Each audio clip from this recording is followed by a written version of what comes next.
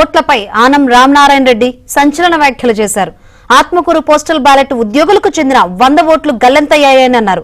Polling కేంద్రాన్ని పరిశీలించిన Anam form 12 లో దరఖాస్తు చేసుకున్న ప్రభుత్వ ఉద్యోగులకు సొంత నియోజకవర్గంలో కాకుండా వేరే చోట ఓటును కేటాయించారని ఆరోపించారు.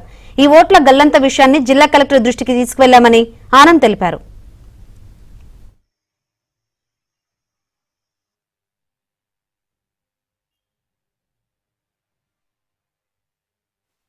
కానీ ఇవాళ ఆత్మకూరు ఈ దీంట్లో సెంటర్లో పాలిటెక్నిక్ కాలేజీలో ఇవాళ వెరిఫై చేస్తా ఉంటే దాదాపు చాలా మంది గవర్నమెంట్ ఎంప్లాయీసే కాదు, టీచర్సే కాదు, కొంతమంది ఇక్కడ ఓటుండి మనకి కొత్తగా ఏర్పడ్డ తిరుపతి జిల్లాలో ఉన్నారు, కొంతమంది నెల్లూరు జిల్లాలోనే నెల్లూరు పార్లమెంట్ లోనే నెల్లూరు చుట్టుపక్కల ఉన్నారు. ఫామ్ 12 ఇచ్చిన తర్వాత కూడా ఇక్కడ నుంచి వాళ్ళు ఓటు తీసి మీరు అక్కడికి పోయి ఓటేసుకోండి అని చెప్పే పరిస్థితి ఇక్కడ ఏర్పడదు. మేము ఇక్కడ ఓటర్సం కదా, మేము ఇక్కడే ఓటు వేయాలి రూల్ ప్రకారం. మేము ఫామ్ 12 కూడా అలాగే ఇచ్చాం.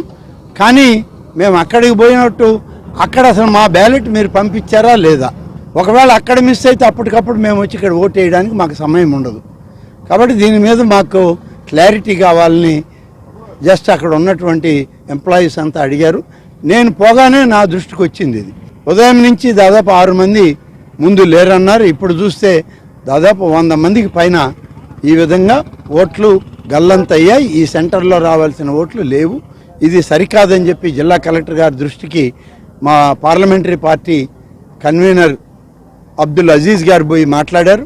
ఇక్కడి నుంచి కలెక్టర్ గారితో నేను అలాగే ఆర్ఓ గారితో కూడా మాట్లాడాం. కలెక్టర్ గారి ఇన్స్ట్రక్షన్స్ మేరకు ఆర్ఓ గారు ఇక్కడికి వచ్చి వెంటనే అవన్నీ చూశాక ఆమె రెక్టిఫై చేసి కలెక్టర్ గారి ఇన్స్ట్రక్షన్స్ కూడా ఇచ్చారు.